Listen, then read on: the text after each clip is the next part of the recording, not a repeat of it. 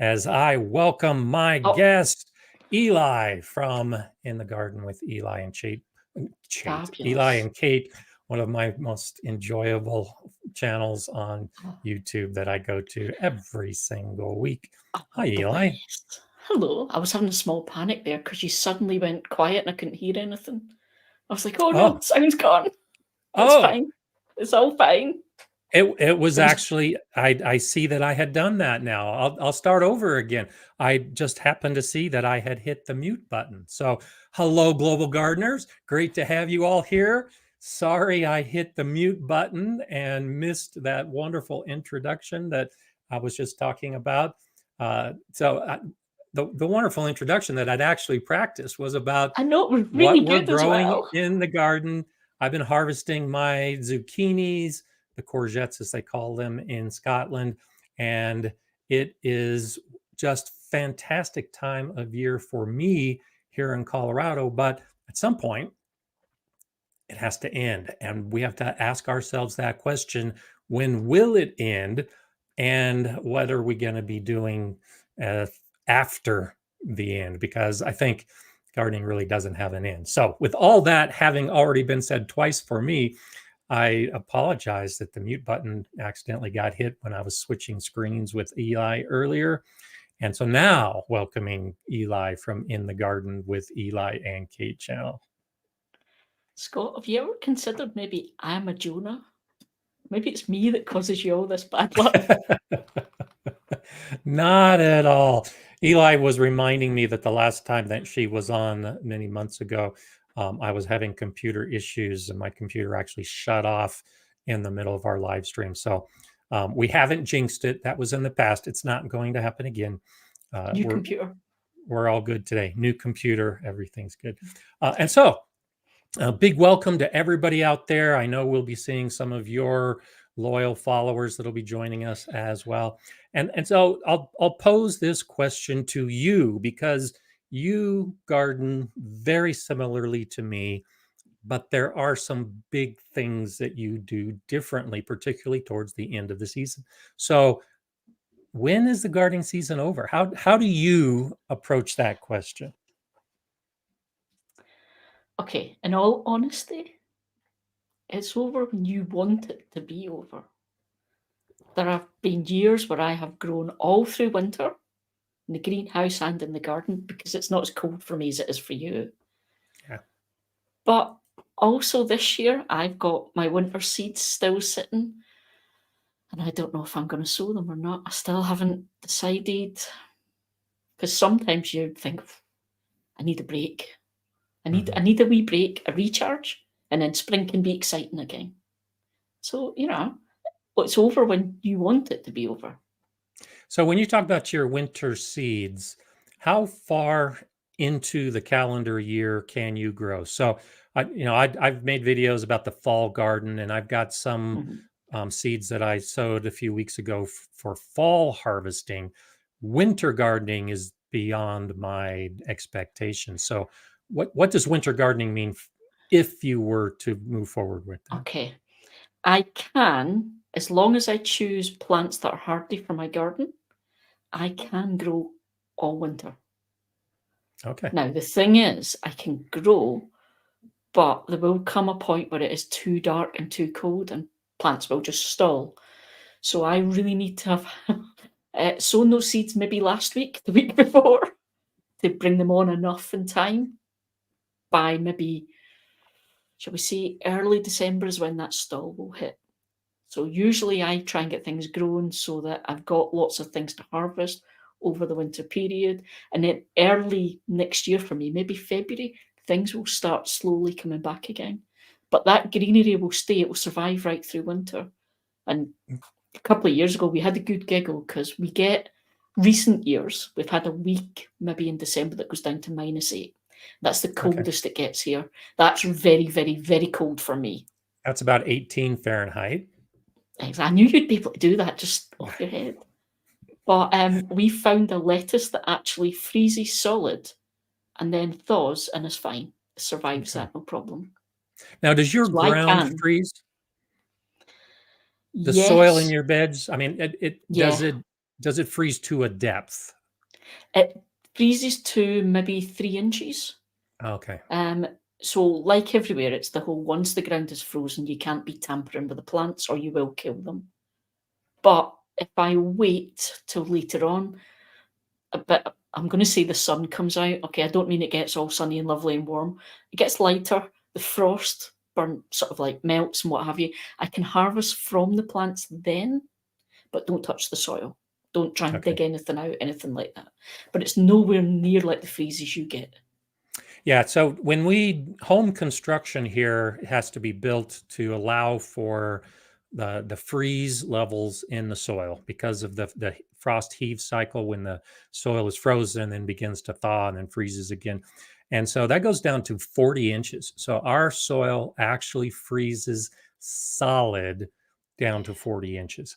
And so when we talk about the end of the season, it's interesting when we say, yes, your soil freezes down to 3 inches, which means if you've got established roots of those cold, hardy Yeah, plants, the plants are not dying. The leaves they're might fine. be Yeah. affected, but for me, the season just absolutely comes to an end. So as I look to the end of my season, I know that the freezes, the cold weather is coming possibly September, but for sure October.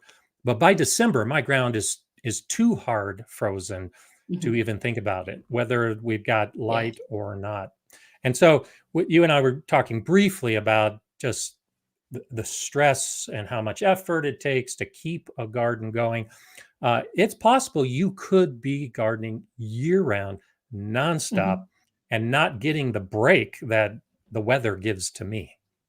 Yeah, because I mean, even though we have the same frost dates almost, and we will get frost from October through. We don't get that freeze until December.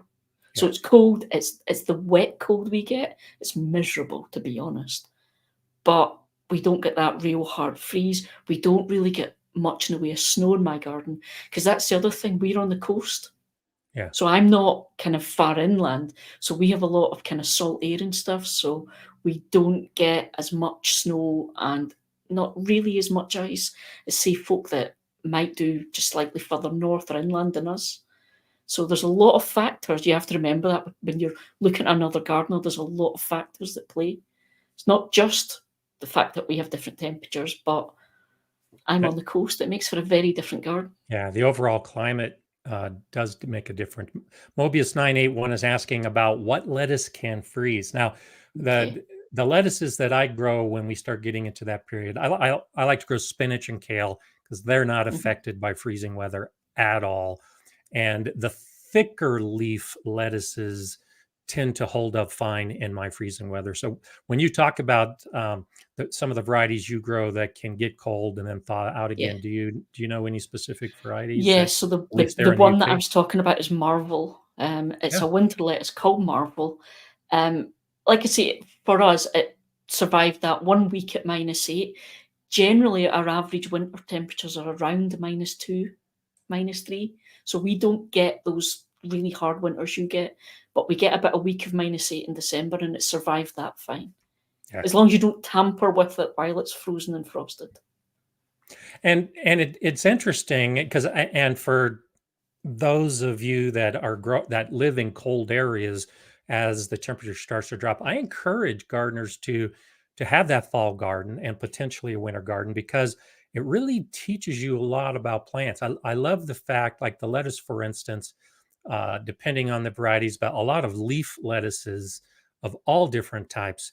When it gets that cold, the outer leaves may wilt and die, but they're like insulating each other. There's enough air gap between the leaves that the internal plant is not affected, even when it No. gets to a hard freeze. So you just peel off some of those outer damaged leaves, the sun comes up, it keeps growing, and you can keep harvesting for a much longer period. Yeah. I think that's one of the things that you learn being a gardener is because the outer leaves start to look a bit dodgy and a bit brown and a bit kind of like, oh, it doesn't mean the plant's dead. It doesn't mean you can't eat it. It's just the outside. So quite a lot of the times when you get frost, it'll burn sort of the tips of leaves, the ends of some of the leaves. plant's still fine. Yeah. Anything like that, I'll just take it off and away we go.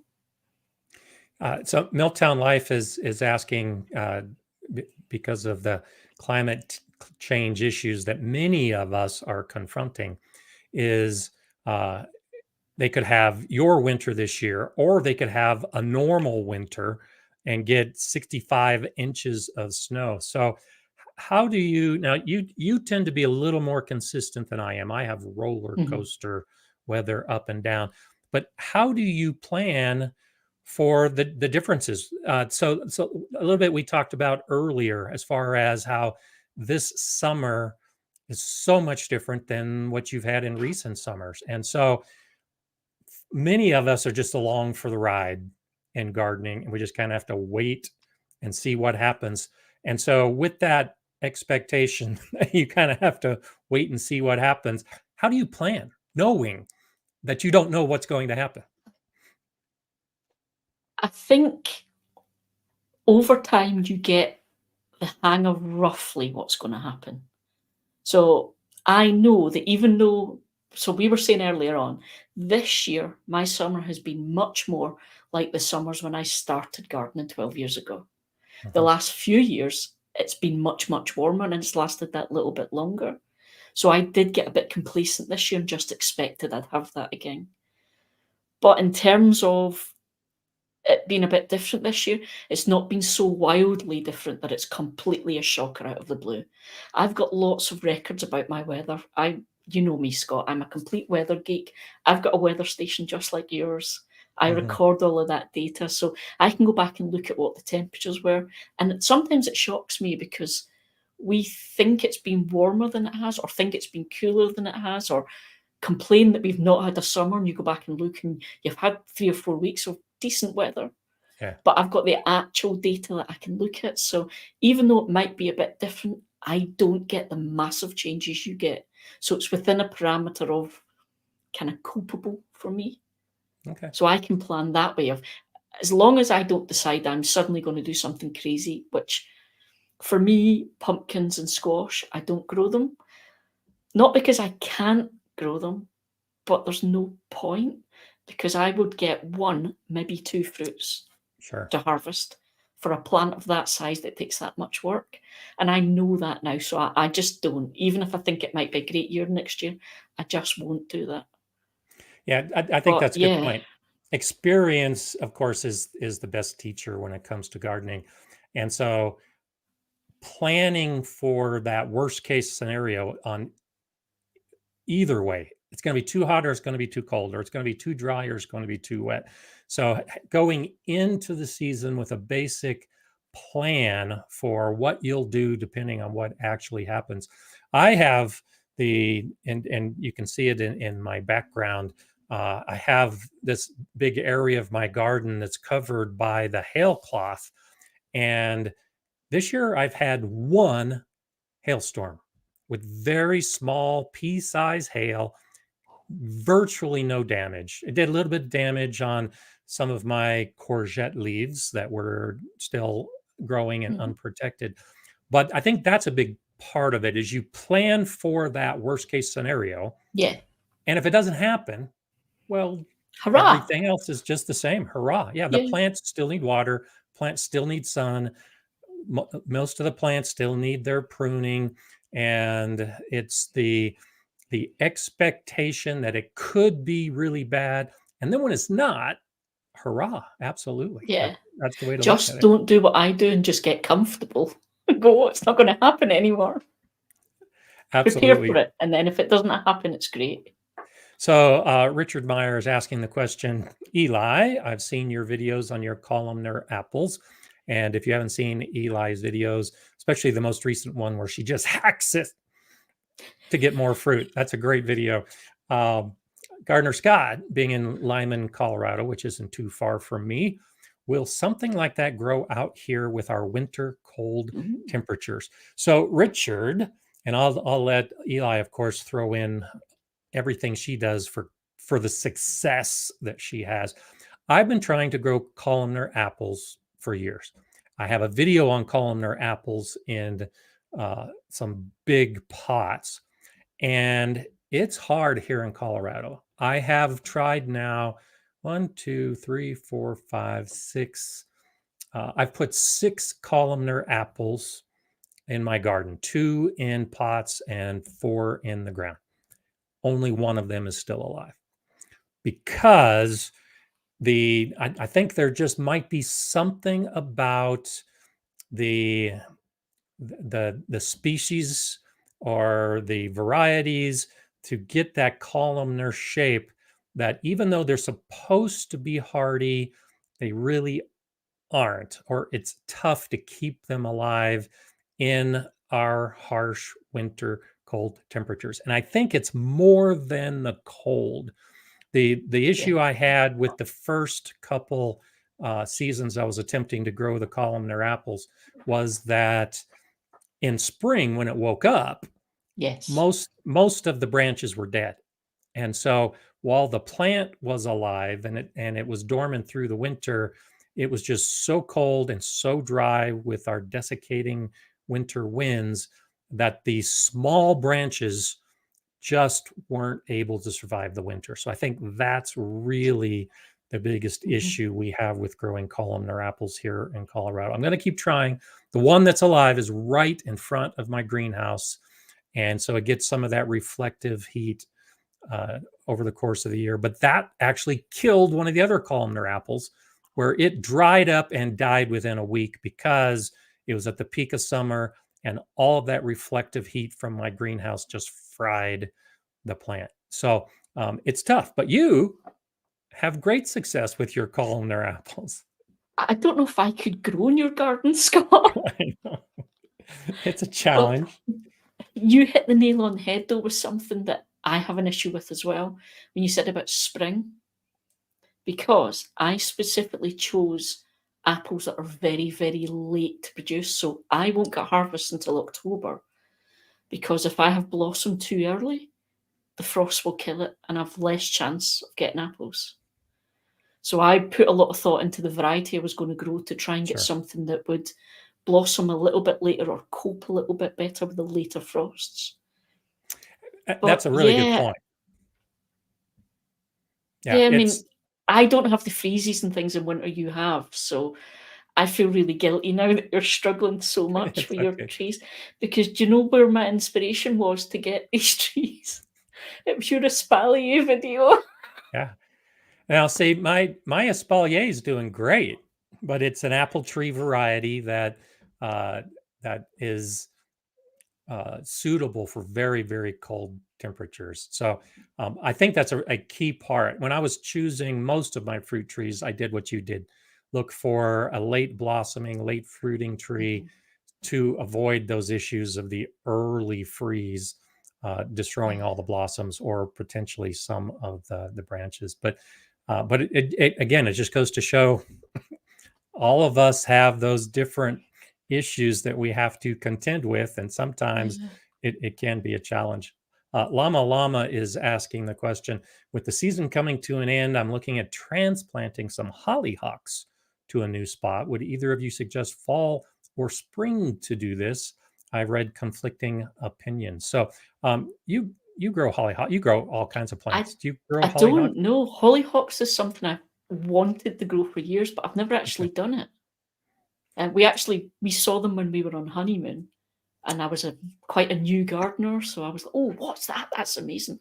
But we've never got around to actually growing it yet. Yeah, so I grew them. I don't have them in this garden, but I've grown them in the past.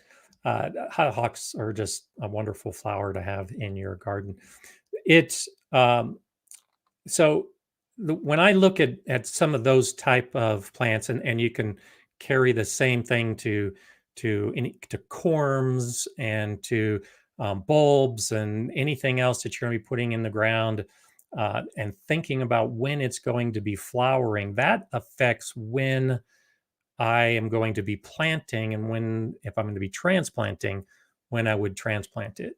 And so, in all of our area, wherever we're planting the hollyhocks, look at when it's recommended based on climate and weather that you would be planting them in your garden, and that could be a good time to transplant.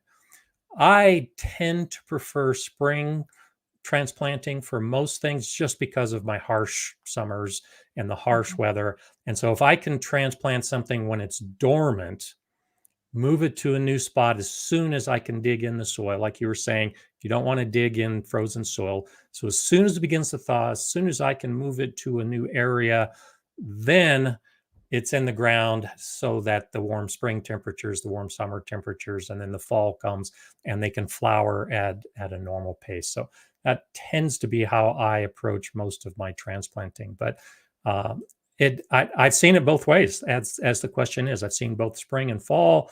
I'm scrolling down just to see if anyone else answered the question as well. But if you are a regular hollyhock grower, tell Yeah. us what you do.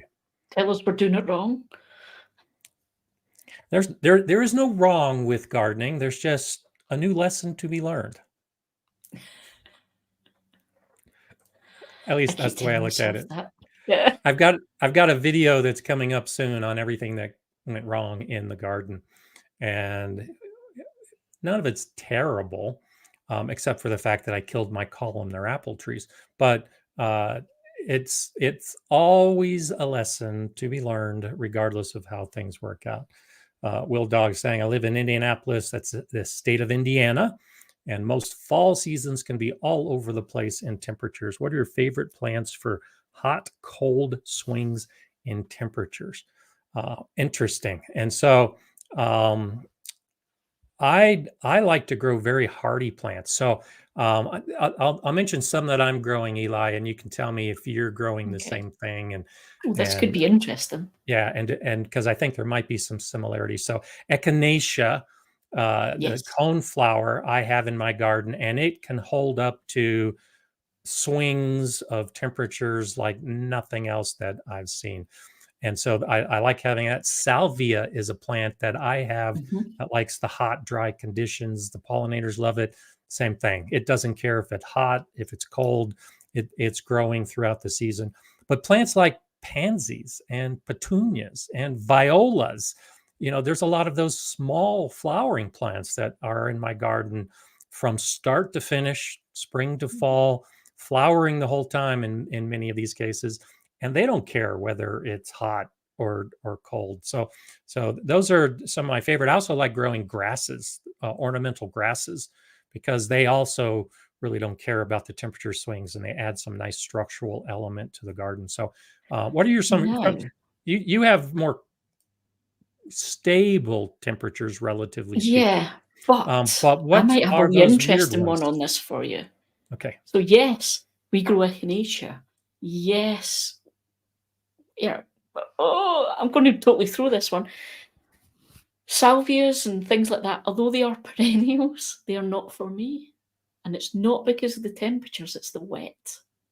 Oh yeah. So I have to regrow those every year because they just don't survive winter because it's just so wet here and they rot on the ground. So sorry, I'm throwing a weird curveball in there where the whole temperatures would be No, that's a fine, good but point. they don't deal with the wet for us.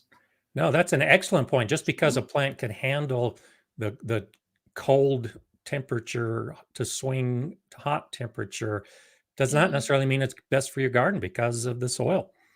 I mean, it's a No, big one for us. Things like Rudbeckia, fantastic perennials if you I want that and late in I the year and I cover. love Rudbeckia, and it comes back every year. But you have the same issues where the soil's too wet. Yeah, I sow them every year. I treat it as an annual because it just dies in the ground for us.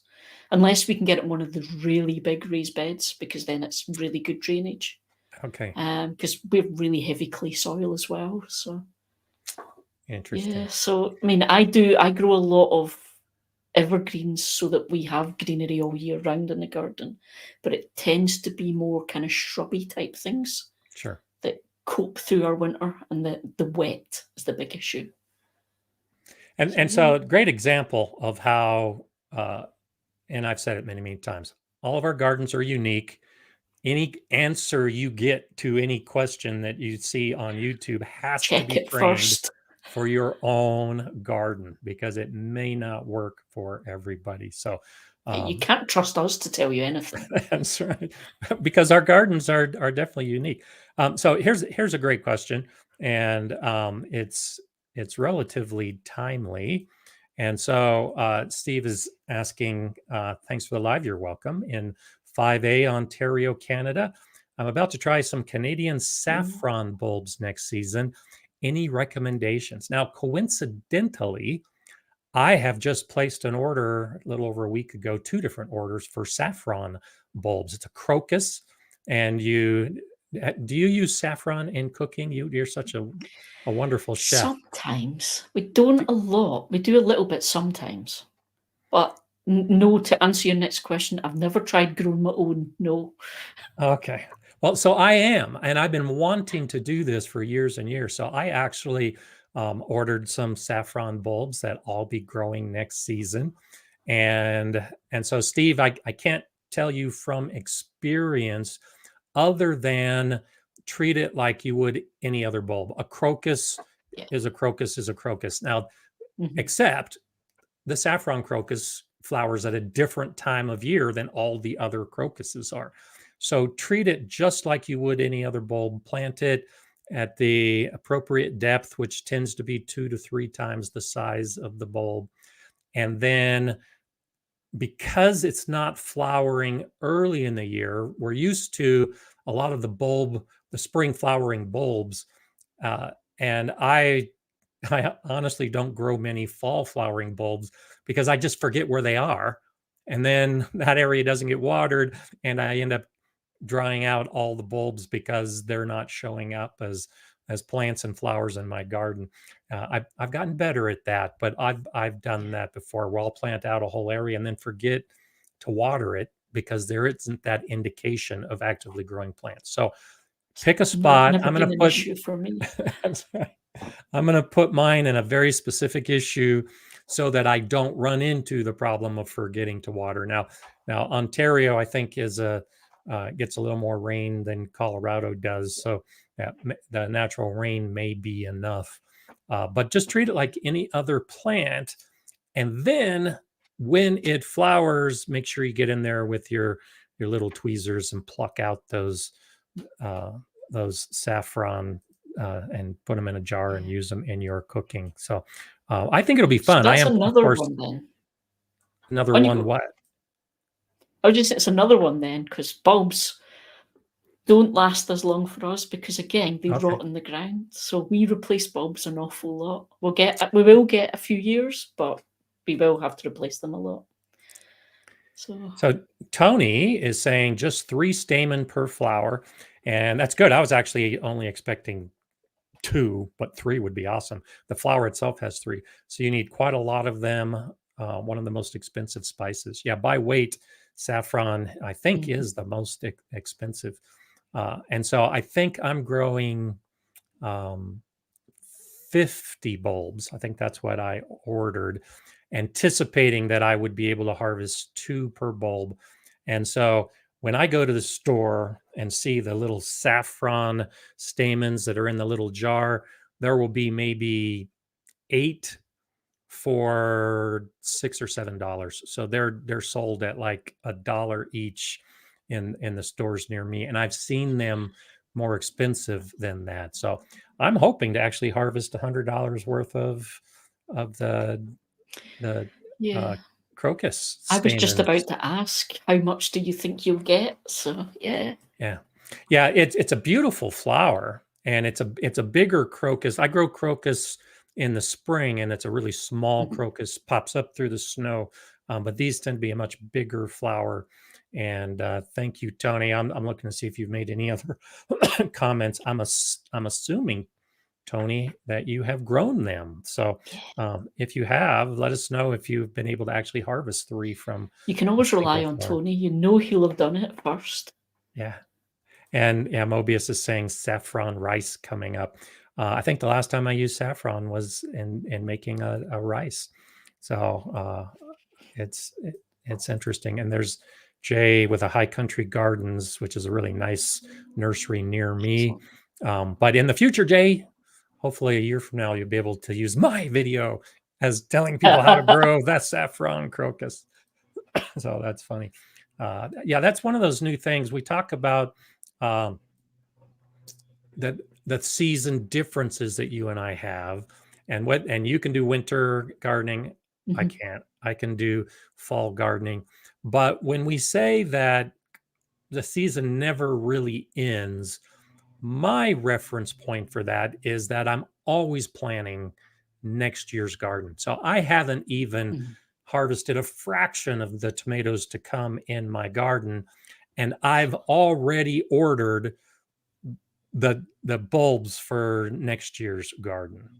And so how do you kind of balance what you're planning for next year and preparing for next year while you're still working on this year's garden that may not even be over yet? Um, well, just to kind of put things in context, I might have one small harvest of tomatoes left, and that's mine Okay. done. I haven't this year. I haven't had a black crim yet, Scott. I might get one. There's one that's almost ripe, and that is the only one. Yeah. However, okay, this one, right, there's two sides to this for me because I can plan and keep going and keep growing. The difficulty for me is if I want to be grown over winter, I need to be sowing those seeds early August to bring them on Okay. in time. Now, I tend to sow them in the greenhouse to bring them on quickly and then plant out as plugs. Problem being, if my greenhouse is still full of tomatoes and peppers, I've nowhere to be sowing those seeds and bringing those seeds on. Now, we also have a major issue here that I don't think you do, and it's slugs. If I put I don't any have a slug small, problem. tasty green thing in the garden, Uh, the slugs will eat it. Hence, I grow to a decent size and then put the plug out in the garden to try and get it to the point where it will survive. So, trying to do all of that and plan when I'm still growing is a lot of work. It took quite a complicated spreadsheet for me to do that with lots of color coding oh, and really? lots of checking in every day. So, yes, I did a whole thing on that a couple of years ago, and I made a point of to show what you can grow in a small space if you want to. I did the succession sowing and growing thing, and I was constantly sowing new plants and growing new things over a couple of years' space. It took a lot of work, a lot of planning. I won't lie, guys, and this is probably not the thing you expect to hear from us YouTube gardeners. It really took the fun right out of things. It really stole all the fun out of the garden for me. So I've pared right back this year. I'm growing a lot less this year. I'm doing pretty much chilling. If it grows, great. The best piece of advice I got about this was from Pammy, who has Garden of Whedon. She's an allotmenteer here Mhm. in the UK. And she said, look, the plants have got two choices: grow or they die. And that's it. And that's been me this year. So I Okay. might grow winter this year. I've got as far as saying, if I do, I've planned this much. I'm probably going to do spinach. I'm probably going to do perpetual spinach, and I'm going to do my lettuces, and I'll probably grow some small mustards. That's probably it, and that's if I do it. So I'll sow them if I decide to, but I'm not going to stress over it. There's no spreadsheet. But Good. the other downside to all of that was if I ever see another piece of pak choy or another giant mustard, it will be too soon. We Okay. just sickened ourselves because I had so much. It's all we ate all winter. Yeah. Yeah, that is one of those things, and you and I had talked a little bit about succession planting before we came on. It's it's possible to grow every day of your growing season, whatever that happens to Mhm, be, based on the freezing temperatures and the plants you choose to grow. And like we talked about, we can grow a lot of plants even when the mhm, temperatures are freezing. But at some point, many of us who have been doing this for years and years and years just have to say enough is enough. And this bed behind me that's bare, my whole garden is beautiful and lush, and I'm looking forward to it. That was my bed for garlic. And I had planned to put in new plants and new seeds and get that bed growing. And I just said, no, I need a yeah, break, and I in years past grew so that I could make videos. That was your inference as well. But no, this year I've got other projects I'm working on. I've got construction stuff going on in the garden. I built a bed last week that you'll see a video come out this week. I'm building another bed this week for a video that's coming out next week. And so there's so many other things going on in the garden that sometimes plants aren't growing in the garden Mhm. because you need some sleep, you need some rest, and you don't need to Yeah. pressure yourself. And that's okay to actually Yeah. not grow plants in an actively growing garden. And Tony said garden is meant to de-stress you. That's right. So if you get to the Absolutely. point where the garden's causing you stress, then you're doing it wrong. So yeah, so I had to Absolutely. do a bit of a reset and say, let's make it fun again. Yes. And I completely agree with both you and Tony, of course, that it if you are and I think a lot of gardeners do this, if you wake up and the first thing on your mind is what's wrong in the garden or what you need to fix, or if you're going to bed and you can't get to sleep because you can't clear Mhm. your mind of what's happening in the garden and what's going wrong in the garden, then maybe it's time to step back a little bit and do something else so that the garden isn't your all consuming event on a daily Yeah. basis. I mean, what we did this year is we created a proper little seating area to enjoy the garden. So I discovered a spot I like to sit in, and I had made the pallet planter, and I've got it all planted up with flowers, and it's a lovely little spot. And what we did this year, and again, people were shocked.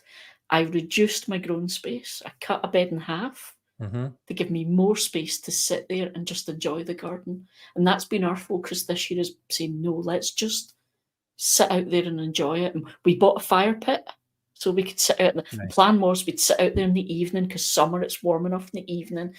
And I've never made s'mores in the garden. So that was the plan, the excitement. Nice. We still haven't taken the fire pit out the box because the Well, summer has take been it out of the awful this box. year. It's cold, it's rainy, it's windy.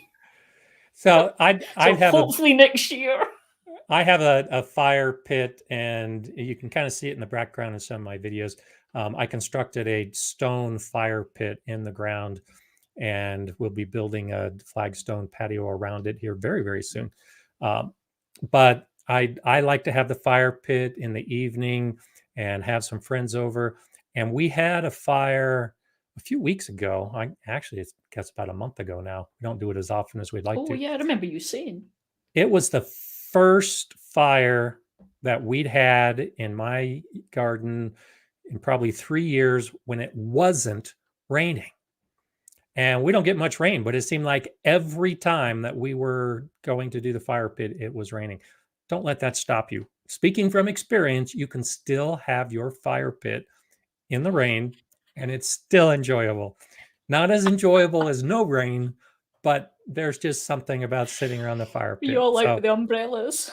yeah, and is yours gas or wood burning? Well, it'll be charcoal. So yeah. Okay, charcoal. Yeah. So yeah, we would have to put the logs on and douse it with starter fluid because it was all wet, but we still had the fire. You'd be So like, no, we're having a fire pit. exactly, we are having a fire. That's all there is to it. So GV is saying, are there any guidelines when it comes to selecting the vegetables for a square foot garden so the soil does not get depleted of nutrients? Now, my guideline, because I've got a square foot garden bed going right now, and I've tried that before. Uh, I am in the soil every year in those beds that I'm growing multiple plants in. I don't Yeah. use fertilizer. I just have a healthy soil. And I'm guessing Tony will probably tag on to this as well because he thinks the same, that if you grow your soil and tend to your soil, that's the Yeah. guideline is put organic matter into your soil and you don't have to worry about nutrient depletion. At the end of the season, put more You're adding compost it into back. the bed and it'll be fine. And so how do you approach that? Because you do a lot more of your growing in the greenhouse, but the problem and therefore the solution, I think, is essentially the same. How do you approach that concern when you're growing in pots on a regular basis in your greenhouse as far as the nutrient depletion? It's not quite the same for the stuff I'm growing in the greenhouse because it's one and done. So, that's what I'm growing in that pot for this year.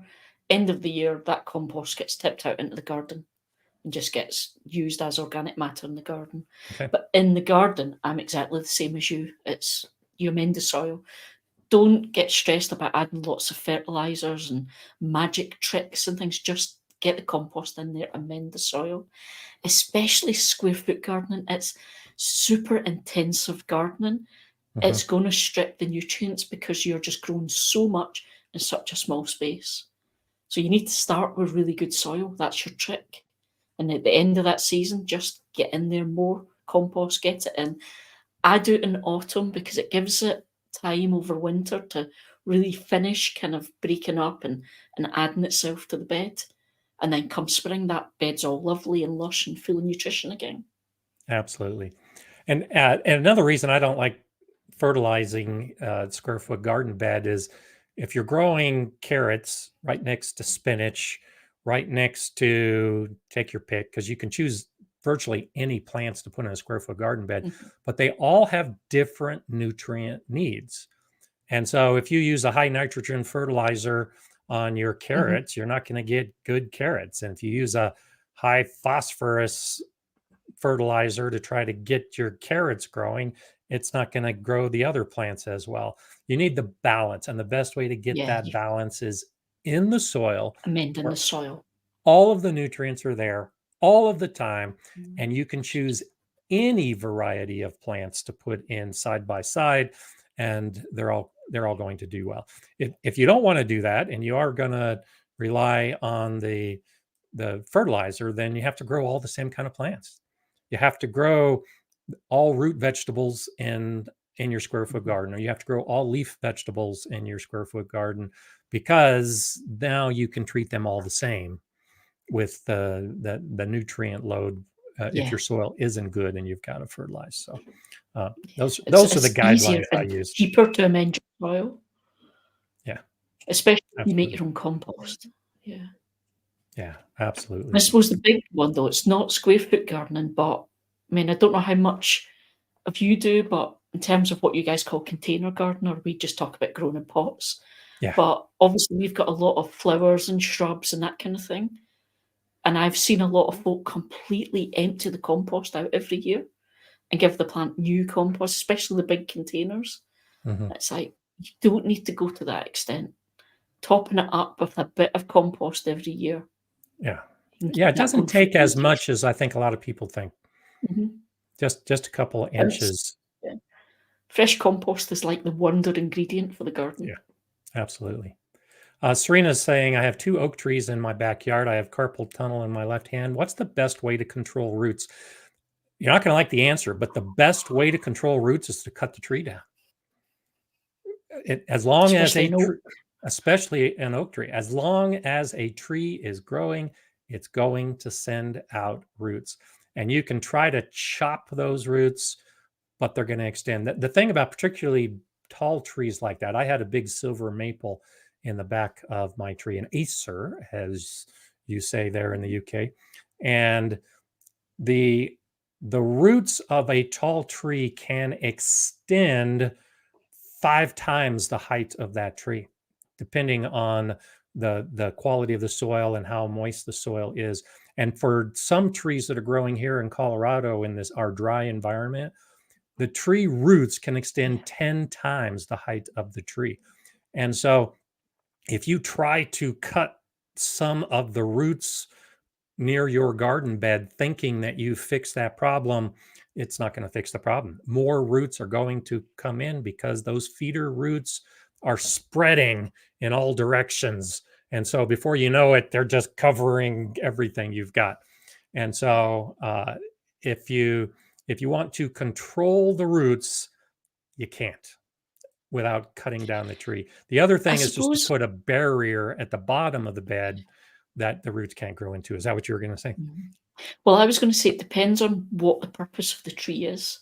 So I'm guessing oak trees, it is that you want big trees because you want maybe Shade. privacy and sort of Yeah. all that kind of thing. If it's you want trees because you want the look in your garden, it's part of the kind of like look and feel. you could try going for smaller trees, something grafted onto the dwarf rootstock, and it will grow in containers, big pots. And that way, they're not in the ground. You're not worrying about the roots going and interfering with the structure of the house or going into neighbour's garden. So that's something to try. Yeah. But once they're already there and once it's established, yeah, controlling is just virtually impossible. And container gardening is actually a good solution. If you grow in something that has a solid bottom, the roots can't get in. And so you don't have to worry about controlling the roots, but you can still have the garden, but just in containers. And then they can be big containers.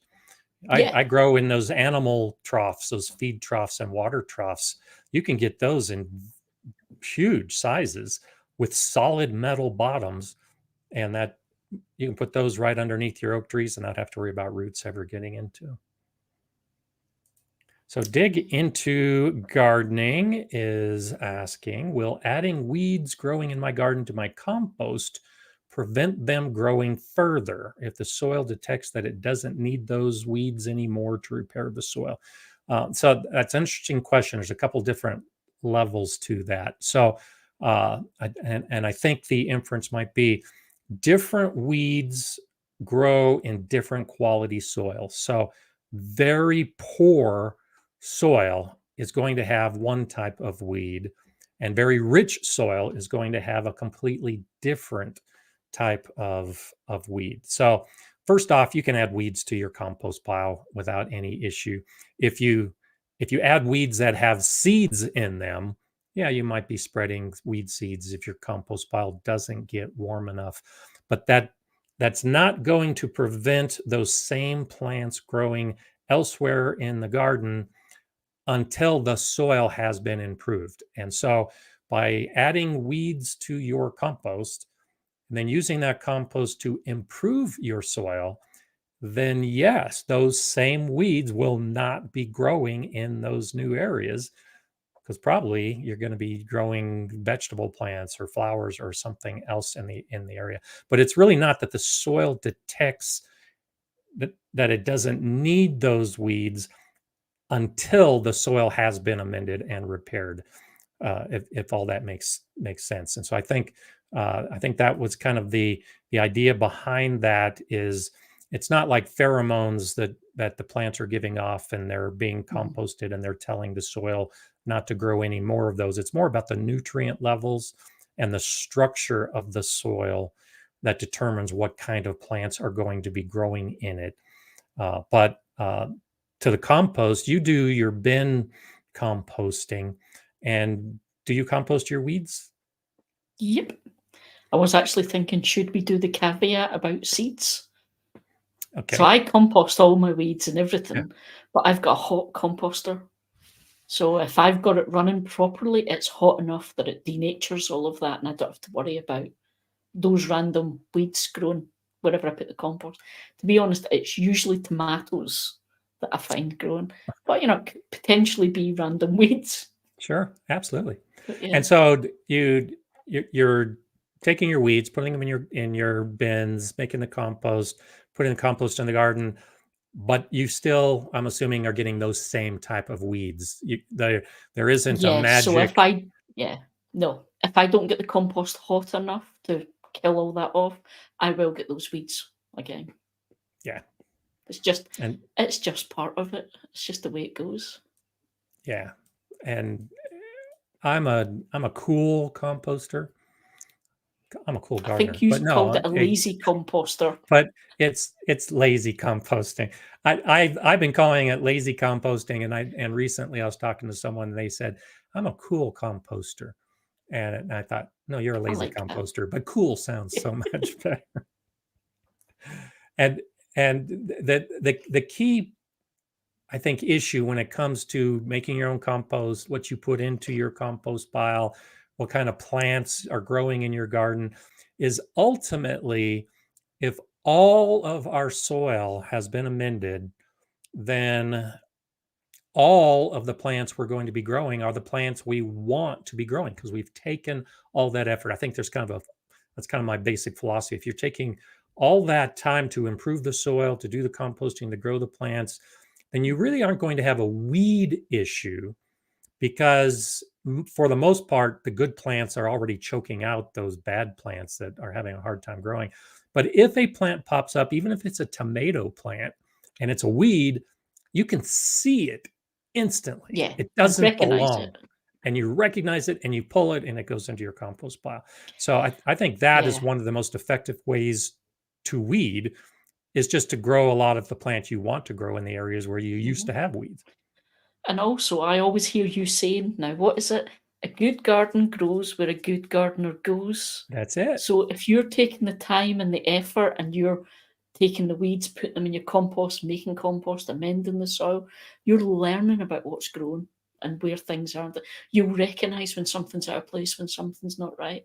So you'll get much less weeds because you see them earlier, you pull them, they won't then spread their seeds. Over time, it's rewarding over time that you've put the effort in. Exactly. And your plants will love you for it. Yeah. You know, supposedly they don't have emotions, but I can tell when my plants are Yeah. happy. It's not Gardner that said that. That's right. I thoroughly believe that the plants are speaking to us. We just have to learn their language. And they also emit what we would call emotions by telling Mhm. us that they're happy, by continuing to grow and sending out flowers and fruit and big roots and whatever it is we're trying to get from that plant. Uh, Listen to your plants. Do Yeah, you? that's the whole sort of backbone of gardening is pay attention, listen to the plants. They will tell you what's needed. So now there is a timeline associated with this. So do you speak to your plants expecting an answer? Couldn't possibly answer that, Scott. I Yes, I chat to my plants. There you go. I don't think I necessarily expect an answer, but it doesn't occur to me that they're not listening to me. Let me There put you it go. that way.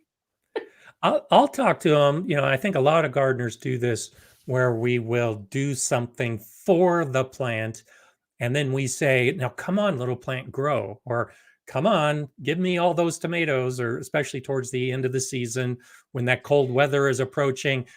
I think almost all of us are like, come on Yeah. already, ripen, I'm waiting. And I too often have we say that out loud. actually I've done it the other way around as well. You're not, a Terry Pratchett fan, no?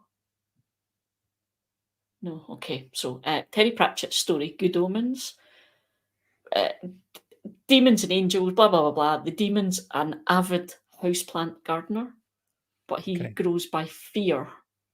So he terrifies his plants, and he will. If one of them's got a spot in the leaf, he'll bin it and say to the others, "See, I'm warning you." There is a video on the internet of me doing that in the greenhouse Kate took, and I've got a sunflower that's really not doing well, and I'm looking at So the others. I'm like, you "I'm threaten your warning you." plants. It didn't I work. Yeah, I don't know that I've threatened my plants, um, but they pick up on your emotions. So maybe they're gonna, you know, I've dealt with kids and animals that way. That they're like, nope, I don't care what you want. I'm not doing it just because you say that that's what I should be doing. It's the spite. So, do you want to Ah, grow a garden that is spiting you? Yeah, yeah, that might explain the tomatoes this year, actually. Yeah.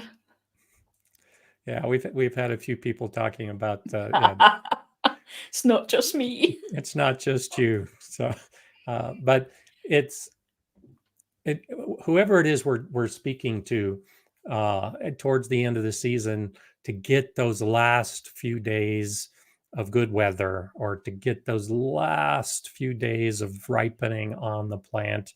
Uh, I certainly, like you were talking about being a weather geek. I'm certainly looking at every forecast, sometimes hourly forecasts, as we get towards the end of the season. And I have to decide, am I going to take drastic action with a plant to get that harvest that I want? Now, speaking of drastic action with plants, and I knew this was coming. you have a recent video that I encourage everyone to check out. So at the end of the season, and it's not, and end is a relative term. So Yeah. you have a very long season because your season can extend through winter. It could be a year-round season. But when we start talking about individual plants, so at the Yeah. So end plants have of their own seasons. exactly, so the end of the tomato growing season, what are you doing to your tomatoes? After I've threatened them, so it's a very old kind of school technique here, for kind of guaranteeing that you get some form of harvest out your plants. So rather than just leaving them to do their own thing and keep going and keep just hoping that all of those gorgeous fruits on the plant are going to grow and ripen, you make a decision and you say, right, at this point, I know this lot will be able to ripen before it gets cold. So you basically end the plant there. So I will top the plant above, depending whether it's outdoors or in the greenhouse, I will top it above, say, maybe 4 or 5 trusses, so that it won't grow. There's no anything above that is gone. It's not going to grow into tomatoes. It's not going to ripen in time, so it's gone. And then I will go round the plant and take off all the side shoots, all any extra flowers, quite a lot of the foliage. Now, it's one of the things people always say, oh, but why do you take the foliage? Because tomatoes need heat to ripen. It's not sunlight. I said, yes, but I need that sunlight on the fruit to warm things up. And all that foliage is blocking it and creating a little shaded area around the 3 or 4 trusses I've got that I'm desperately trying to ripen. And it's things, I got the idea to do that video in more detail this year from the videos we did together last time, because people freaked out when they saw me going and doing the big herb prune, because of course it's quite specific to cold areas of the UK. And it hadn't occurred to me that people were like, what are you doing? That's right. And there's a link that Jay put up to your video to check He's out. good. But yeah, that you raise a good point.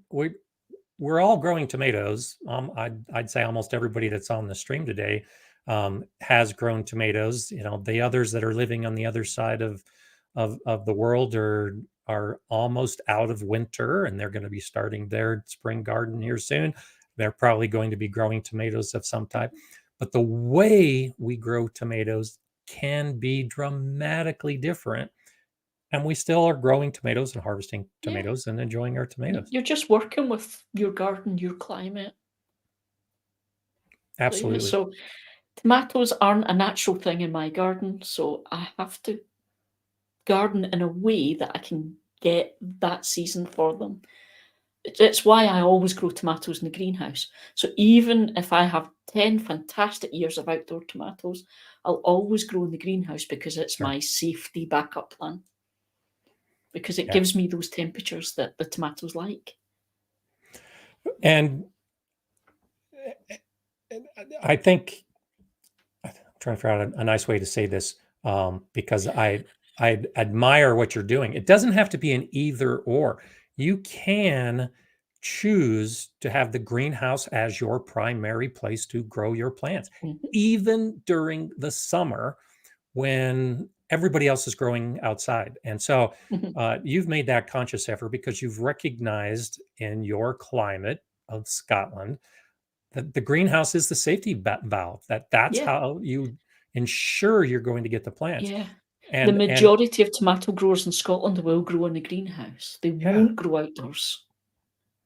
And so you shouldn't be shamed into thinking that you have to be growing outside or that you're doing something wrong. Definitely. It's your garden. You know your garden, so you work with what you've got. Yeah. So it's the same with the peppers. We spoke about the fact that you're growing King of the North peppers this year. I'm kind of famous for my King of the North peppers, but I grow them in the greenhouse. I won't even entertain growing them in the garden because they just won't work. Now, what you don't know, Scott, is we had one little pepper left over this year, one King of the North. And I thought, I'm not going to make a big deal of this. Let's just see. So I planted it in the garden just to see. It's that size. Okay. That's pretty much the size it was when I planted it out. Okay. It's got no bigger. It has one pepper on it. It's that size. That's funny. It's just not warm enough here. It's just there's not enough sunlight, not enough heat. See, and I've got the complete opposite problem. So or issue, it's not a problem. And so I have a bed, a 4 foot by 8 foot bed with all my peppers in it.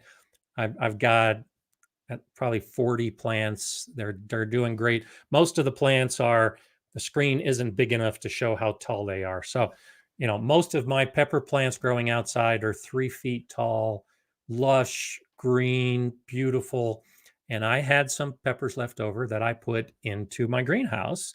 Mhm. And so I have half a dozen pepper plants growing in my greenhouse, and they're like your outdoor pepper. They're No fruit on only them. 12 to 18 inches. I think the tallest might be 18 inches, but most of them aren't much bigger than they were when they went in. Mm. And that's just because my greenhouse is just so Too hot hot. Yeah. that they're stressed continually and they're not able to grow beyond, because my greenhouse is 10 to 15 degrees Fahrenheit warmer than my outside air. And so on these hot summer days, it is I only saw one day where it got up to 100. That's 38 Celsius. Uh, and that was just because I was late opening the door for ventilation. So, I'm just checking. Right, let me see. Greenhouse. The hottest my greenhouse has been in the last 2 years is 25 Celsius. okay. So the hottest is 25. The hottest is 25 Celsius. That is Now, I don't have 70. fans and things running. That is 77 degrees Fahrenheit. And this morning, I was a little bit slow. It's sunrise. I opened it up and I was already almost at that temperature, and the sun hadn't even completely risen yet. So I don't have fans and things for ventilation, and I leave the door shut. I've got 2 windows in the roof with auto vents, so it opens those when it gets too hot. So that's the only ventilation I've got. But yeah, and I get a lot of people worried about growing peppers and tomatoes in greenhouses if not too hot. What do you do to stop it, when it's too hot, to stop them setting fruit? It's just not an issue for me. Wow. But you have many more overcast days and the cooler nights, and so Mhm. it just goes to show every garden is unique, and what you're growing in your greenhouse is what I'm growing outside, and what I'm growing outside is what you're growing in, or what I'm growing Yeah. in the greenhouse is what you're And I think that's achieving it. And outside. we've spoken about this before with greenhouses. They're not magic. They won't make winter into summer.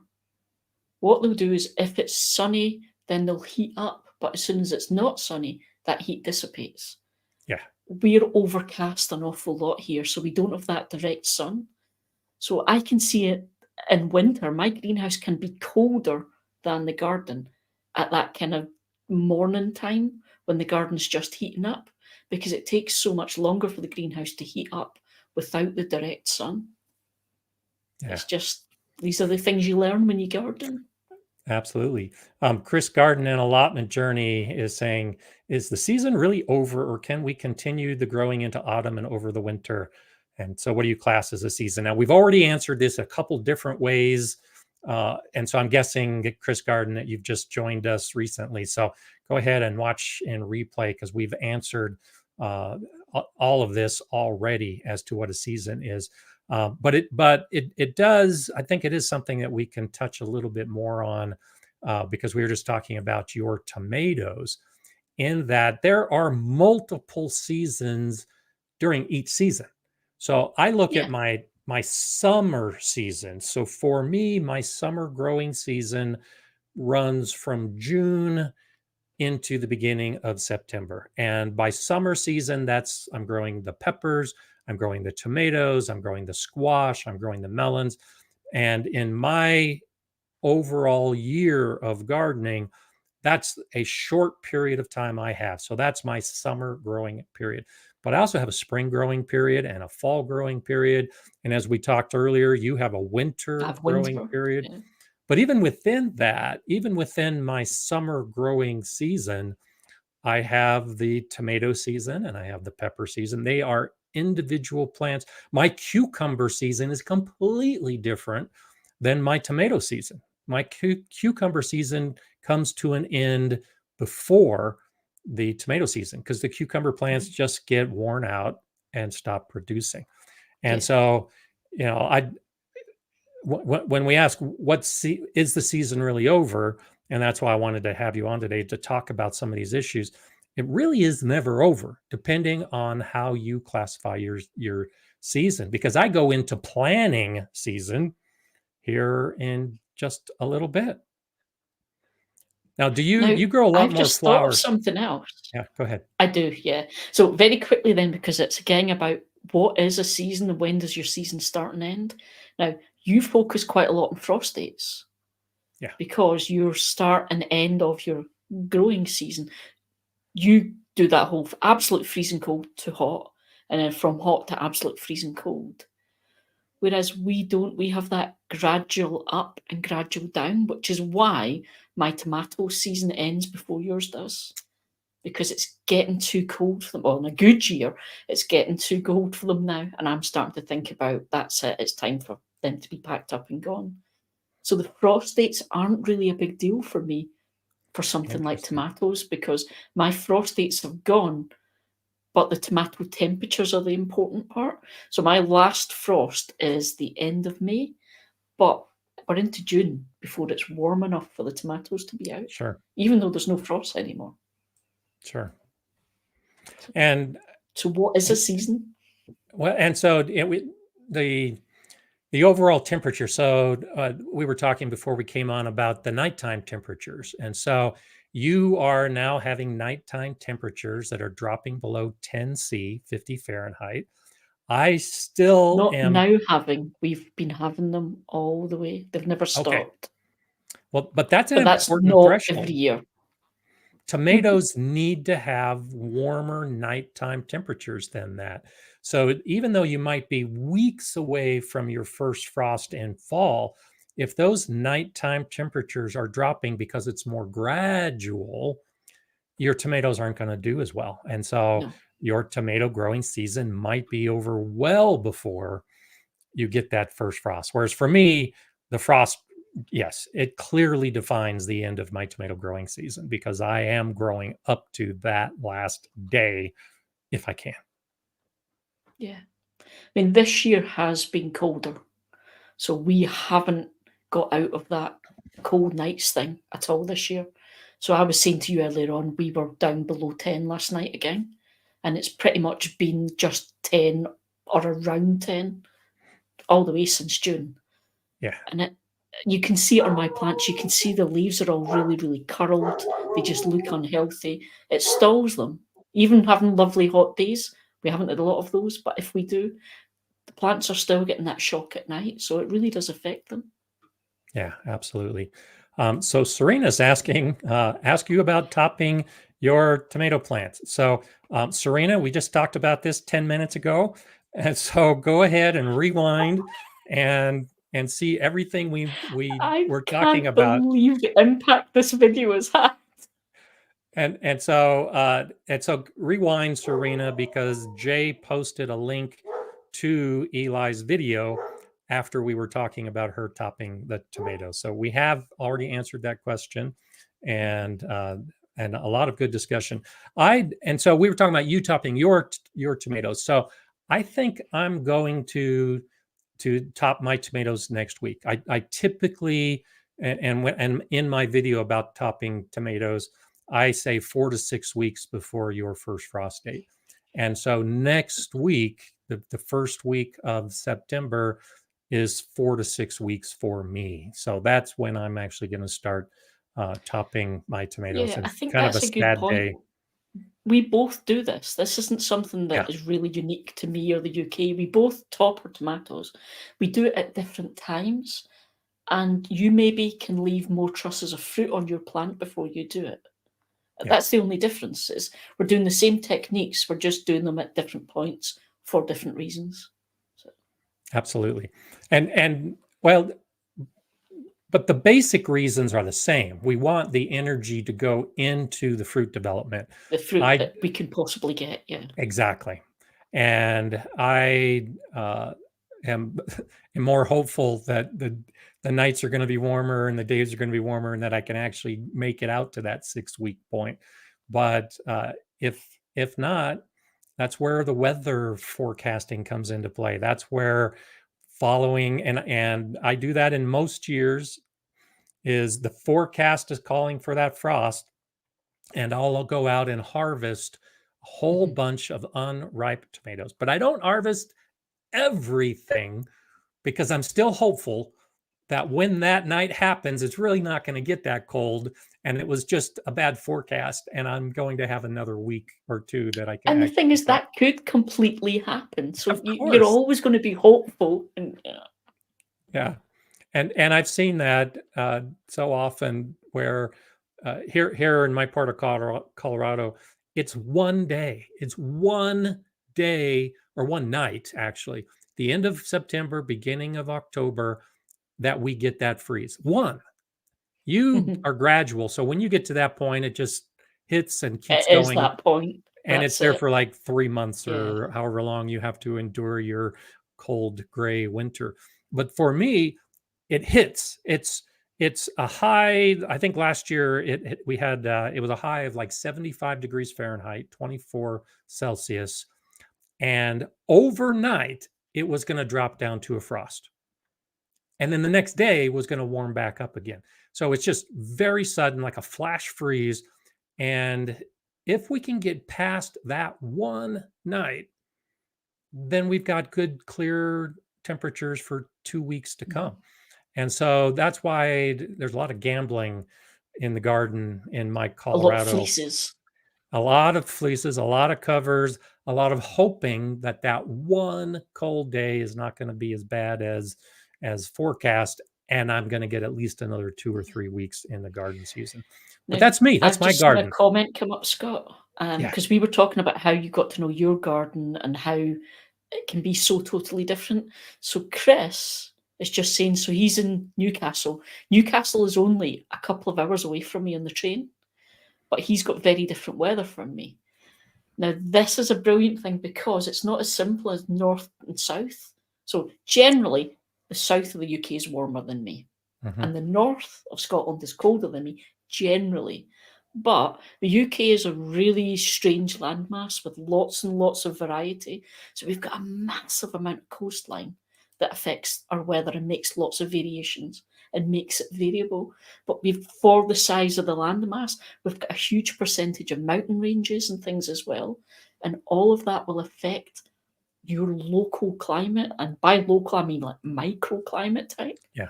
So I've got friends 10 miles from us. They can be snowed in and we're out in the garden in short sleeves. It's, yeah. So Chris is only 2 hours away by train. Technically, he's not far at all, Yeah. but it's just, I'm right on the coast, literally walking distance. You know, we've got not far from us, you're into mountains. You know, Scotland's quite narrow, so we've got lots of coastline hitting us on both sides. You know, lots of things change up your microclimate. So, Absolutely. hence, get to know local gardeners.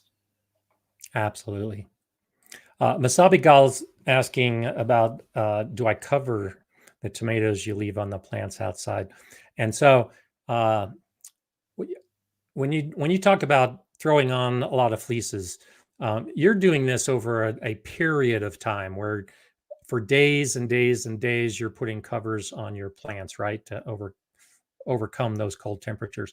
I tend to do it for a very brief period because I only need to protect the plants for a day or two. And then, Mhm. like I was talking about, I might gain 2 or 3 weeks. But then at the end of that 3 weeks, I'm done. It's freezing temperatures every night for 4 months from that date forward. So I have to make the judgment. And this is where we get into how to garden and how we each garden individually. I have to make the judgment of, is it worth covering Yeah. my plants to gain an extra 2 weeks? And if it is, then I cover my plants. But if it looks like there's another freeze coming, like that last little bit where if I cover the plants, I'm really not gaining anything because the temperatures are going to continue to fall, then I won't cover the plants. And in some of the beds, like this picture's a couple weeks old, but this is my zucchini plant that's popping up through my hoop trellis. I I have covers, but by covering some of these plants, it's going to cause damage to the plant. Mhm. Plastic on the leaves, those leaves are still going to get frozen, Moisture. the moisture. And so it's a judgment call. And so I rarely cover everything. I only cover, I think, what's most important and if it's beneficial. But that's just because of my garden. If I had a more gradual increase, then I think I would take that extra effort on a daily basis to try to keep the garden Mhm. going. And a lot of gardeners, I think, tend to fall into that same basic category. So how Yeah. how much time, when we're talking about you protecting your plants, is it a week? Is it a month? How long is that period that you're doing that protection? In terms of food crops, it kinda depends what I'm growing and what I'm trying to do. So I don't have to cover them at all if I stick to only growing things that are hardy for my garden.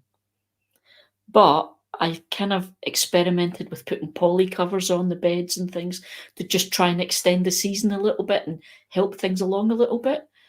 And I had it there for over a month Okay. just to try and see if it would help. To be honest, I'm not convinced it was worth it. So I haven't done it again since. But it's different when we come to the perennial kind of shrubs and flowers and things. Some of those, we are getting that week now where it gets down to -8. And generally, we get sort of some nights here and there where it'll go down to sort of -5. And some of the plants in our garden just don't cope with that. So we'll cover those, but it is that covering for that night we know it's going to be cold. It's not Okay. all the time. It's to cope with certain plants on certain nights, and they get fleeced. But that's So a very, very standard thing you do in the UK when it's perennials and flowers and things. so -5 is 23 Fahrenheit, and at that, a little bit warmer than that is my threshold.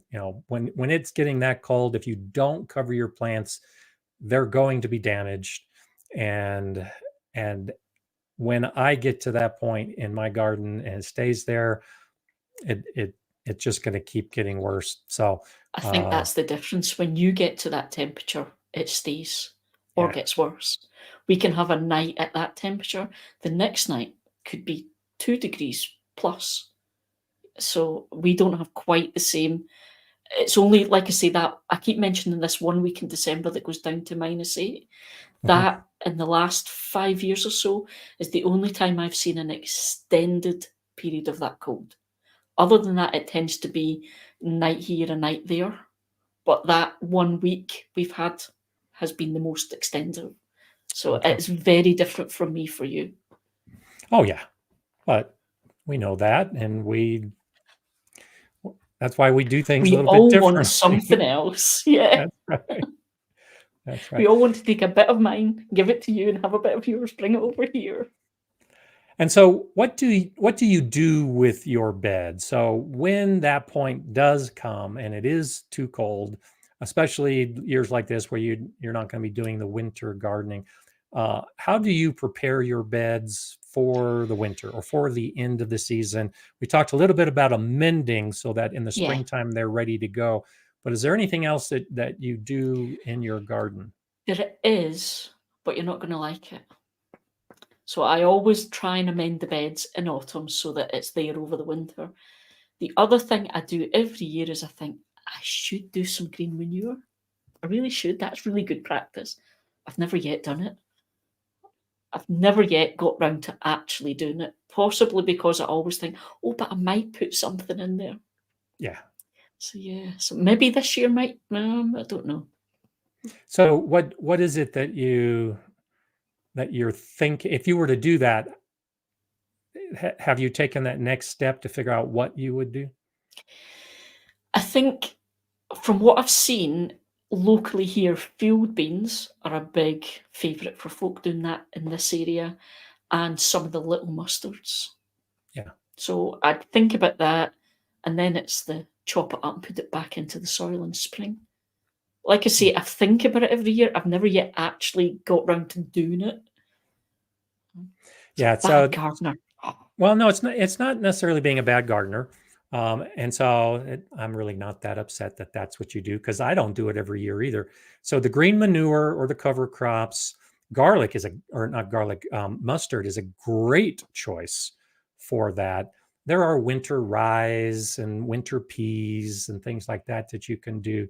Um, I when I don't do the green manure or cover crop, I do like to mulch. I do like to have the soil covered going into the winter, but I'll be honest, there's some years that it's been a hard, long year, and like you, it's like I'm going to put in that cover crop, right? I'm going to put in that mulch, and then suddenly it's January and you realize you didn't do it. So, Yeah. you and I, great, wonderful, experienced YouTube gardeners, I think can admit that a lot of these things that are good things to do, we don't do all the We time don't always because do them. No. we have lives and there's And other things yeah, that sometimes get in the I way. will do things for my flower beds and not do it for my veg beds. So I always have mulch on our flower beds, whether it's an organic mulch or an inorganic mulch. I don't always do it for the veg beds. And it's crazy. Oh, thank you, Heidi. Thank you guys. The work you guys do to look after the chat is fabulous. Absolutely. Heidi and Jay are fantastic. But yes, the point is, and Mobius is asking about clover. Yeah, clover can also be a great cover crop. One of the issues when we're talking, so a cover crop just protects the soil, and the green manure, like you say, is turned into the soil to improve Yeah. the soil. And so there are different reasons for different types of cover crops, but particularly clover, which is a good one. Uh, you've got to plan ahead. You've got to put that seed in the ground and get it growing before you've come to the end of your season. Yeah. And I think that's a Otherwise, big issue. so we're back to the start of the chat tonight where I'm saying I really should have sown my winter seeds 2 weeks ago. Yeah. Yeah. Even though it's a great idea for you to put these plants in, it might actually be a little bit late for you. Now, mustard is a little bit different. Mustard can grow pretty quickly and establish, and same with some of the peas and legumes that you might be growing.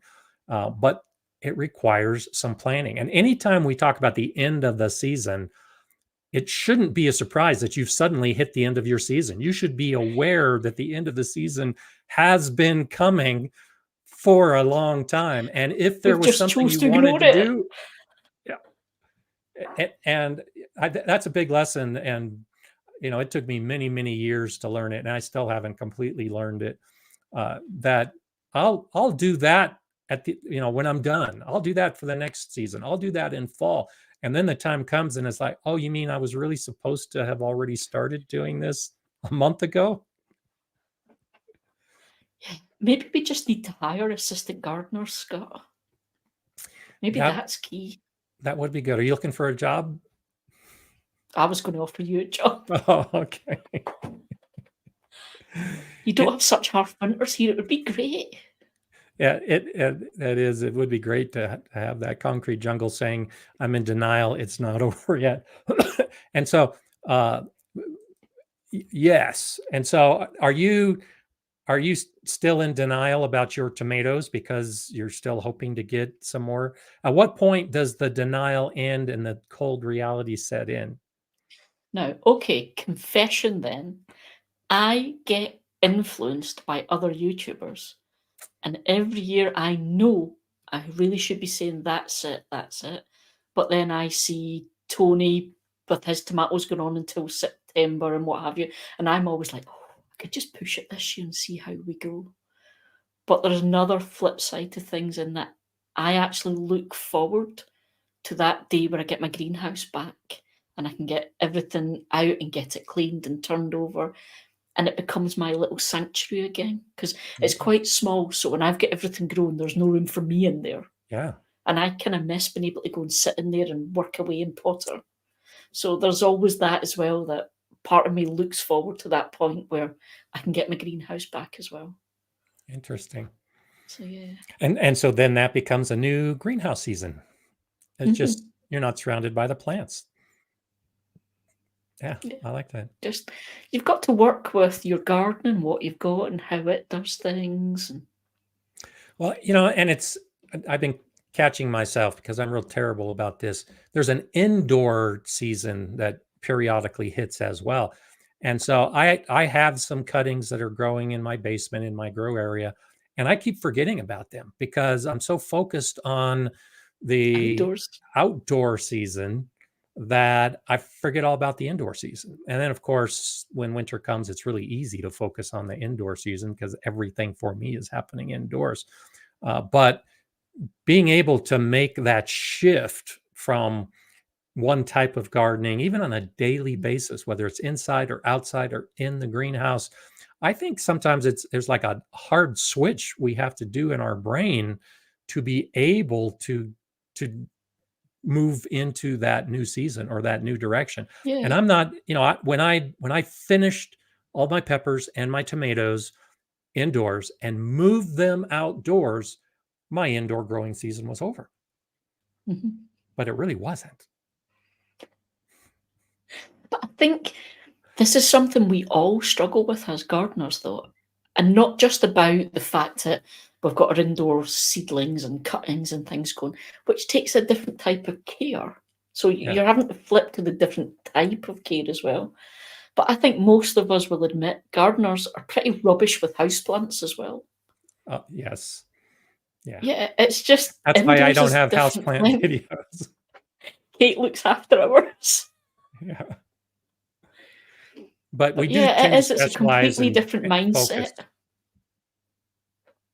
Absolutely. Yeah, so yeah, Well, end of seedling stage is like no more indoors for me. No. exactly. I'm so anxious to get outside that I'm done with it. But then when the winter comes and I can't do anything outside, but I still need to have something growing, then I'd look forward to doing everything indoors. And So, then you're full uh, of awesome plans of what you're going to do indoors and how long does it last? so to answer the basic question today of when is the gardening season really over, I think it really does come down to each individual gardener and how they categorize their seasons, how they define their gardening. But for a lot of us, it never really isn't over. We're just shifting from one type of garden to another Mhm, type. What do you say to that? definitely. Or one type of garden activity to another type of activity. Because how many of us are about to start looking through seed catalogues? I've already started. I want to give a thank you to the Outlier Gardener. Thank you for that. Thanks for another lovely live. It really helped take my mind off of all the nightly raccoon Oh, damage to my garden. It's been heartbreaking. Oh, I'm sorry that you've been having raccoon damage, but I'm glad that we could help take your mind off at least for a brief period of time. And it's always good to have you here. And it's always good to have you here, Eli, as I well. love being here. It's good Thank you fun. for being our wonderful guest today and sharing some of your thoughts and having this nice little chat. And who knows, maybe you'll come on the show again sometime in the future Yeah, I think when I it think we can arrange that. when it is clearly a different season, both from the weather and in what we're choosing to do with our respective gardening activities. So thank you to everybody for being such a wonderful audience and welcoming Eli and throwing out all your positive thoughts. And Eli, have a wonderful gardening day. I look forward to when we can get back Well, together again. thank you. And you have a fabulous gardening day because yours is just beginning. That's right. Got to go out and get some work done. So I'll catch up with you here in just a couple minutes. I'll put you in the background and we'll go ahead and finish up here. Thank you so much, Eli. I do appreciate you. Okay, so one last thing I wanted to talk about, and I'll put it on uh, some of my social media once I get the good links, but I'm going to be on another live stream, a podcast, a new one all about soil this afternoon. So look for some of those links that I'll be putting on the YouTube page and on the Facebook page. I might even mention it on my Instagram page. So this will be a new one. I'm going to get out in my garden and get some gardening work done, but then I got to come back in for that live stream. So it's going to be a busy day. I'm looking forward to it. And maybe some of you can join me when I put the link on my social media to that show. That's going to be coming up a little later today. Thanks so much to everybody who's here. Hope you have a fantastic week, either at the end of your season or maybe at the beginning of your season, depending on how you're defining what you do in the garden. Just make the most of it. And of course, above all, just enjoy gardening. I'll see you next Monday.